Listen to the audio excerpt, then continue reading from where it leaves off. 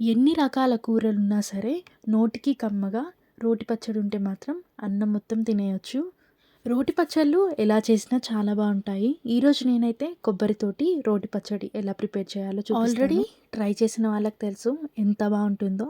ఎవరైతే ట్రై చేయలేదో వాళ్ళు ఇప్పుడు ఈ రెసిపీ చూసి ట్రై చేయండి. చాలా అంటే చాలా బాగుంటుంది. చేసుకోవడం కూడా చాలా ఈజీనే. ఇప్పుడైతే ప్రాసెస్లోకి వెళ్ళిపోదాం. ఫస్ట్ అయితే ఒక ప్యాన్ పెట్టుకుని అందులో కొంచెం ఆయిల్ యాడ్ చేసుకున్న తర్వాత కొంచెం జీలకర్ర, కొన్ని మెంతులు, అలానే కొన్ని ధనియాలు, దాంతోపాటు 5-6 మిరియాలు అవి కూడా వేసుకొని బాగా ఫ్రై చేసుకోవాలి. తర్వాత ఇందులోనే కొంచెం పల్లీలు, 10-15 ఎండుమిర్చి కూడా వేసుకొని బాగా ఫ్రై చేసుకోవాలి. ఎండుమిర్చి కారాన్ని బట్టి మనం ఇక్కడ యాడ్ చేసుకోవాలి. నేను తీసుకున్న ఎండుమిర్చి మీడియం కారంగా ఉంది, అందుకని ఒక 10 కాయలు అయితే నేను యాడ్ చేసుకున్నాను. ఇంట్లో చిన్నపిల్లలున్నా లేదంటే మీరు తక్కువ స్పైస్ తినే వాళ్ళైనా సరే కారాన్ని కొంచెం చూసుకుని అడ్జస్ట్ చేసుకోండి. ఎండుమిరపకాయలని అలానే డైరెక్ట్గా ఫ్రై చేయకుండా తుంచుకుని అందులో ఉన్న గింజలతో సహా ఫ్రై చేసుకోవాలి. ఈ ప్రాసెస్ మొత్తం కూడా మనము స్లో ఫ్లేమ్ మీద పెట్టుకుని మాత్రమే ఫ్రై చేసుకోవాలి. అప్పుడే మనం తీసుకున్న ఇంగ్రీడియంట్స్ అన్నీ కూడా లోపల వరకు చక్కగా ఫ్రై అవుతాయి. ఎండుమిరపకాయలు అన్నీ ఫ్రై అయిపోయిన తర్వాత సన్నగా కట్ చేసుకున్న కొబ్బరి ముక్కల్ని కూడా యాడ్ చేసుకోవాలి. మీకు వీలైనంతగా కొబ్బరి ముక్కలను అయితే పల్చగా కట్ చేసుకోండి. ఎంత పల్చగా కట్ చేసుకుంటే అంత చక్కగా ఫ్రై అవుతాయి.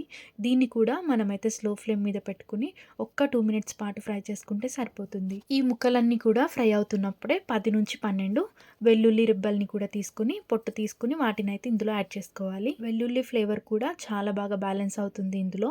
నెక్స్ట్ అయితే నేను వీడియో క్లిప్లో చూపిస్తున్నట్టుగా కొబ్బరి కొంచెం గోల్డెన్ షేడ్ వస్తే సరిపోతుంది. మరీ ఎక్కువగా ఫ్రై అవ్వాల్సిన అవసరం అయితే అస్సలు లేదు. ఎక్కువగా ఫ్రై చేస్తే కొబ్బరి ఫ్లేవర్ అనేది చేంజ్ అయిపోతుంది. నెక్స్ట్ అయితే వీటిని చల్లారి పెట్టేసుకోవాలి. మొత్తం చల్లారిన తర్వాత మాత్రమే మనమైతే మిక్సీ గిన్నెలో యాడ్ చేసుకోవాలి. ఈ ప్రాసెస్ మొత్తం కూడా స్టార్ట్ చేయకముందే ఒక నిమ్మకాయ సైజ్ అంతా చింతపండును అయితే వాటర్లో నానబెట్టుకుని పెట్టుకోవాలి. మనము ఈ కొబ్బరి ఇంగ్రీడియంట్స్ అన్నీ కూడా ఫ్రై చేసుకునేసరికి చింతపండు అయితే చక్కగా నానిపోతుంది. చింతపండులో ఎలాంటి చెత్త లేకుండా అలానే గింజలు కూడా లేకుండా చూసుకోవాలి ముందే. ఇప్పుడైతే చింతపండు మొత్తాన్ని కూడా మిక్సీ జార్లో వేసేసుకొని టేస్ట్కి సరిపోయినంత సాల్ట్ కూడా ఇప్పుడు యాడ్ చేసేసుకొని గ్రైండ్ పట్టుకోవాలి. మీకు పచ్చడి అనేది ఎలా ఉంటే నచ్చుతుందో ఆ విధంగా కొంచెం బరకగా లేదంటే మరీ సాఫ్ట్గా అయినా సరే మీరు మిక్స్ చేసుకోవచ్చు. ఒకవేళ కనుక మిక్సీ తిరగకపోతే అందులో కొంచెం ఆయిల్ని అయితే యాడ్ చేసుకొని మిక్సీ అయితే పట్టుకోవచ్చు. వాటర్ని అయితే యాడ్ చేయకండి. వాటర్ యాడ్ చేయడం వల్ల మనం తీసుకున్న ఇంగ్రీడియంట్స్ టేస్ట్ అనేది తగ్గిపోతుంది. ఇప్పుడైతే పచ్చడిని తాలింపు వేసుకుందాము. పచ్చడికి మెయిన్గా టేస్ట్ తీసుకొచ్చేది తాలింపే కదా.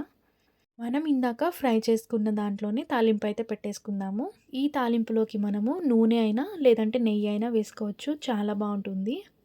ఎవరికైతే నెయ్యి ఫ్లేవర్ ఇష్టం ఉంటుందో వాళ్ళు ఇప్పుడు నెయ్యి వేసుకుంటే టేస్ట్ అనేది చాలా బాగుంటుంది.